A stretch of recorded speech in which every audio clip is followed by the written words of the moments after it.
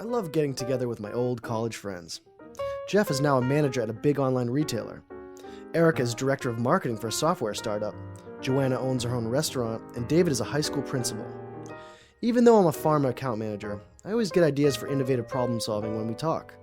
The principles of business management apply across all industries. Hey, Zach. How's life in the pharma world? My new territory is really a challenge. I was looking to pick your brains tonight, and who knows, if you're lucky, I might even pick up the tab. What kind of problems are you dealing with? You name it. Optimizing my travel time, identifying key accounts, and keeping a very detailed-oriented district manager happy. In that case, maybe it's time to put Triz to work. Triz? What's that? It's a problem-solving tool developed by some engineers in the 1940s. Gee, that sounds practical. I've heard of Triz. Lots of people are using it these days in the business world. Okay, explain. There are 40 Triz principles designed to resolve a contradiction between two opposing forces. You've already lost me. Okay, I think here's an some example examples that might probably saved my restaurant. We noticed a steady decline in customers over the past few years. We had expanded our menu to be more ethnically diverse, but it was logistically very difficult. You can imagine the variety of ingredients that we needed to prepare Chinese, Italian, Latin American, French, and Indian cuisine. A lot of food was going to waste and our profits had dropped. I remembered one of the Triz problem-solving principles that I call the alignment principle. It's about making each part of an object function in conditions most suitable for its operation. By extending the alignment principle to my situation, I came to a very simple conclusion. Our menu was too varied. In our attempt to satisfy the tastes of a multi-ethnic neighborhood, we were forgetting our specialties and ignoring efficiency. The result was a drop in quality. We offered a few Indian dishes, but we didn't have a real tandoori. What we do have is a brick oven, which is perfect for pizzas and calzones. So we decided to focus and align with what we were positioned to do best. And we now offer the best pizza and penne alla vodka in the neighborhood. Wait a minute. That's a great idea for something I've been mulling over. In my line of work, we want to provide as much information as possible to our customers. But I guess if I were to apply what was that principle called again? You mean the alignment principle? Yeah. If I put more thought into selecting messages that are specific to my customers' concerns, Jeff, you've I put might get a Triz better into response. action at the big online retailer where you work. How do you know? Tell them about your idea for anticipatory shipping. This should be a good one. Our company wanted to speed up the delivery of products to our customers, but we also knew that faster delivery equals increased costs. In other words, there's an inherent contradiction between the need to speed things up for our customers demanding same-day delivery and the need to control costs. Jeff's idea solves this problem using the Triz principle of performing a required change before it is needed. I like to call it the optimization principle. Our website gathers a lot of data on customers' preferences and shopping patterns, so we decided to crunch the numbers to predict where people would be likely to order different products. That way, we can send those products to delivery hubs before the customer actually makes a purchase. See how our optimized shipping lets us get an item to the customer the same day they've ordered it without costing any more money? Wow, I get it. But how can the optimization principle help me as a pharma rep? There has to be a way to apply this to my line of work. There are plenty of ways. For instance, what actions can you take before your next speaker program to optimize? I can attendance? probably think of lots of ways to use the optimization principle.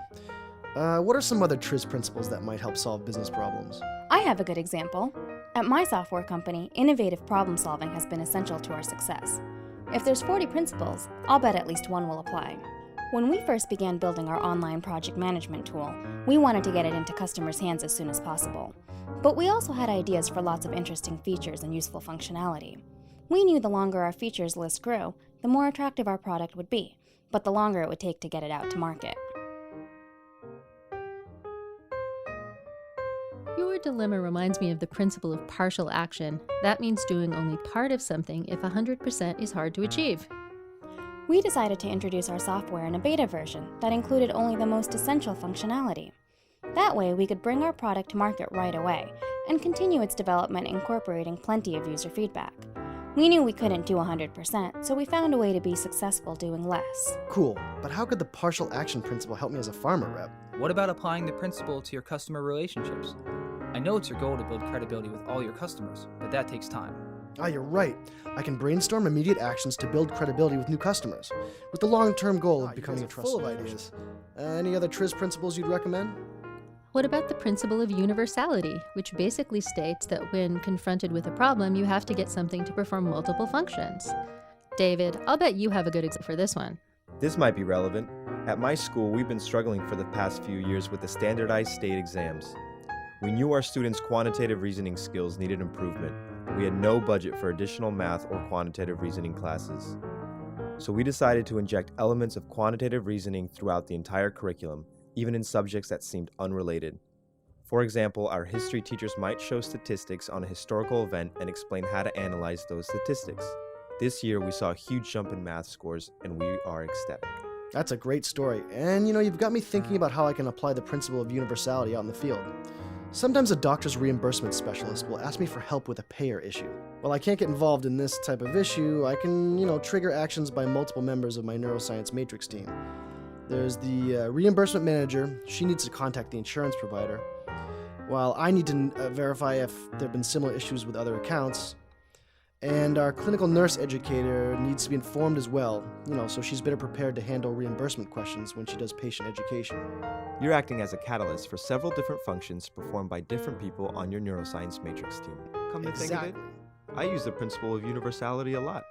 Since budgets are tight in education, I always hire teachers with multiple certifications, so one teacher can teach several different classes.